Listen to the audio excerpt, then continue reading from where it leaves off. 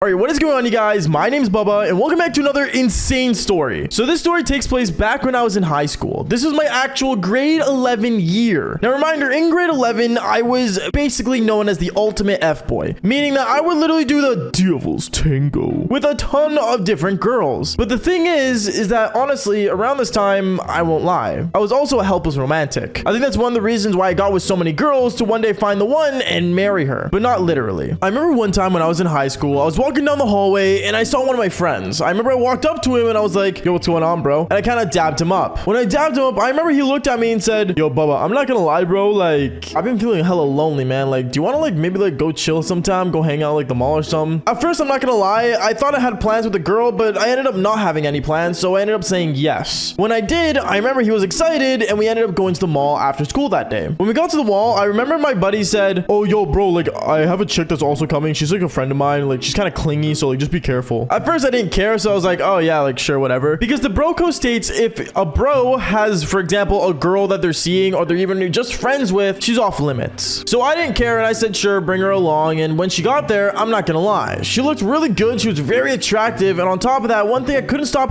noticing was her massive cherries. At first I was trying to ignore it because, you know, I try not to look, but honestly, I think the cherries got the best of me. I kept looking and looking and it just got really awkward to the point where I couldn't really have a conversation with her without looking. Reminder, I was a really active teenager at this time. I was a teenager, okay? Like, let me be. Anyways, going on with the story, I remember me and her and my buddy, we were all walking around the mall. And when we were, I remember we ended up passing by this jewelry store. Now, this jewelry store is very common towards women and some guys that are getting married because there was a lot of engagement rings there. And me, I remember I was looking at them just because, you know, I wanted to. And we were already near the store anyway because my friend had to take a phone call. So while he was on the phone call, I was kind of just looking at the rings. And as I was looking at them, the girl walks behind me. She walks behind me and with her cherry literally hitting my shoulder, she looks at me and says, oh, like, are you choosing one for like a special person you like? I looked at her and I'm like, oh no, I was just looking. I wasn't really just like actually buying one or anything. She looks at me and says, that one right there is so nice. Like, oh my goodness, I really want it. And she ended up looking at me and said, whatever girl you're getting, that's the one you want. I ended up looking at her and I'm like, oh, okay, sure. And I kind of just ignored it. Now you guys are probably thinking from the title of this video, I bought that ring. Well, I didn't. I actually did not buy it at all. It was too expensive and I think it was almost like worth $2,000. Okay, like $2,000 worth. But the story does get really intense. I remember as I was walking around the mall and stuff with my buddies, once my friend got off the phone, we were going to a bunch of different stores. And I remember there was a Walmart connected to the mall. And when we went inside Walmart to look around, because I think all of us know that I love going to the bike sections of Walmart and riding around the bikes, checking out the video games they have. And on top of that, just kind of playing with their toys. I remember I was looking around and I ended up finding something on the ground. It was shiny. It was under the toy section. And when I looked under the aisle it was under, I ended up pulling it out and it was a ring. Reminder, I was already down on one knee and I saw the ring and I pulled it out. When I pulled it out and I was already on one knee, the girl was there. She looks at me and says, whoa, is that a ring? I remember I instantly stood up and put it in my pocket and said, no,